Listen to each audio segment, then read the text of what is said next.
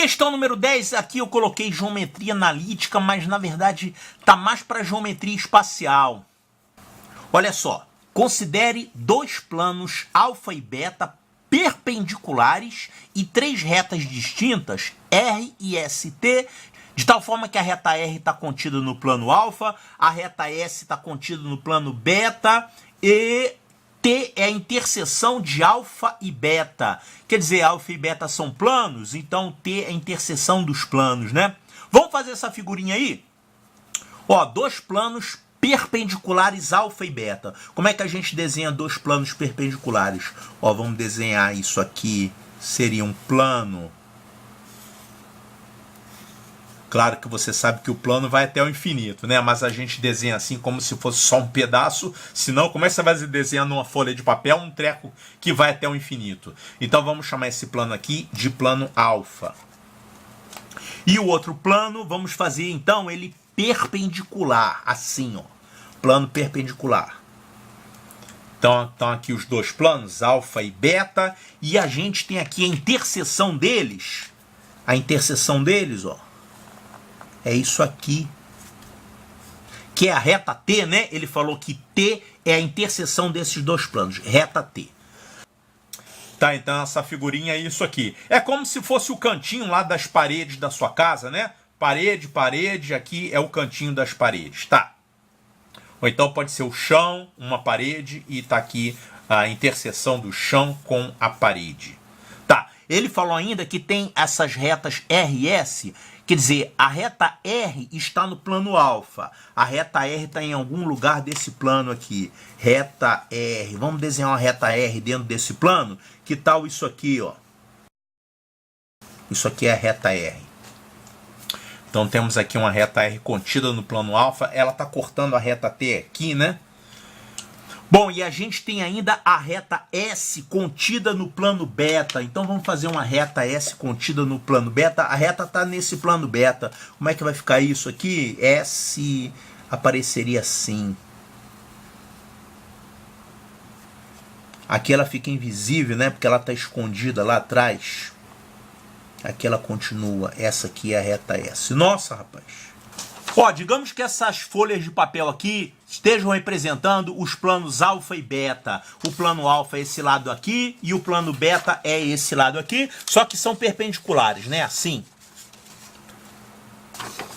Tá, ele colocou ainda que essa reta T é a interseção desses dois planos. Então tá aqui a reta T, que é a interseção desses planos alfa e beta. Perfeito. E a gente ainda tem essas retas R e S. Então a gente tem aqui uma reta R no plano alfa e a reta S no plano beta. Fiz certo? S está no beta e o R está no alfa. Então a figurinha é isso aqui. A dificuldade na geometria espacial é que você, lá na hora da prova, você não pode fazer isso, né? Você tem que visualizar. Tá, então é essa figura. Mas eu vou fazer com essazinha aqui, tá? Você tem que se acostumar a trabalhar com isso aqui também. E a gente tem aqui o que? São afirmativas, a gente tem que descobrir qual é a verdadeira. Olha só, sobre essas retas e os planos, é correto afirmar que... Então, qual dessas aqui que está correta? Então, tem 4 erradas aí. Vamos ver essa primeira coisa que ele fala. As retas R e S somente definirão um plano se forem concorrentes com T em um único ponto. Como é que é essa história? O que é retas que definem um plano? Você quando tem duas retas, não necessariamente vai existir um único plano passando por elas. Por exemplo, essas retas que eu desenhei aqui são retas reversas. Não tem como você fazer um plano passando pelas duas. Você só pode passar um plano simultaneamente por duas retas em duas situações. Quando essas retas são concorrentes, se elas forem concorrentes, você pode traçar um plano aqui passando por elas. O plano passando por elas duas simultaneamente. E uma outra situação é se você tiver retas paralelas. Se essas retas forem paralelas, você pode fazer um plano aqui passando simultaneamente pelas duas. Um belíssimo plano aqui que passa pelas duas. Agora, se elas forem reversas, não, né? Se você tiver uma reta assim e uma outra reta assim, elas são reversas, você não tem como passar um plano pelas duas ao mesmo tempo. Agora ele falou, as retas R e S somente definirão um plano se forem concorrentes com T num único ponto. Quer dizer, essa figura seria assim. Você teria as retas R e S se encontrando aqui e a reta T passando no mesmo lugar. Então, o único ponto pertencente a essas retas, as três retas. É claro que se você tiver essa situação aqui, são retas concorrentes. Quando você tem retas concorrentes, você sempre pode passar um plano passando por elas. Agora, ele falou, somente definirão um plano nessa situação, não existe uma outra situação. Se essas retas S e R forem paralelas, você pode passar um plano passando pelas duas ao mesmo tempo e sem elas serem concorrentes. Então isso aqui não é verdade. Elas não vão definir um plano somente se elas forem concorrentes no único ponto. Tem essa outra situação também. Então isso aqui é falso.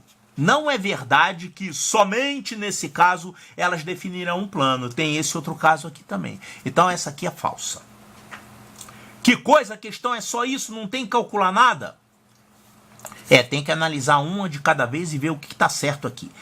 As retas RS podem definir um plano paralelo a T. Retas RS podem definir um plano paralelo a T? Sim! Você pode perfeitamente definir um plano paralelo a T se você fizer as retas R e S, ambas paralelas à reta T. Então, dessa forma, você pode passar um plano, né? Lembre-se que duas retas paralelas definem um plano. Quer dizer, você pode passar um plano que contém duas retas paralelas dadas. Então, realmente, as retas R e S podem definir um plano paralelo à reta T. Isso aqui é verdadeiro. Já achamos a resposta certa, né? Claro que essas outras três têm que estar erradas. Vamos conferir isso? Olha, as retas R e S são necessariamente concorrentes. Isso está certo? Claro que não. Elas não são necessariamente concorrentes. Elas podem ser concorrentes nesse caso, mas elas podem ser reversas nesse caso aqui. Elas não têm um ponto de interseção. E aqui também elas podem ser paralelas. Então, isso aqui não é verdade. Não é verdade que as retas R e S são necessariamente concorrentes. Isso aqui é falso. Letra D. Se R e S forem paralelas, está aqui essa situação. Tá, se elas forem paralelas, então elas definem um plano perpendicular a alfa e beta. Será que esse plano vai ser perpendicular a alfa e beta? Não, na verdade um plano perpendicular ele estaria assim, ó. É só você imaginar três paredes da sua casa, né? Você imagina o teto, uma parede e a outra parede lá atrás. Ó, faz de conta que atrás a gente tem um plano perpendicular. Ó, esse plano aqui.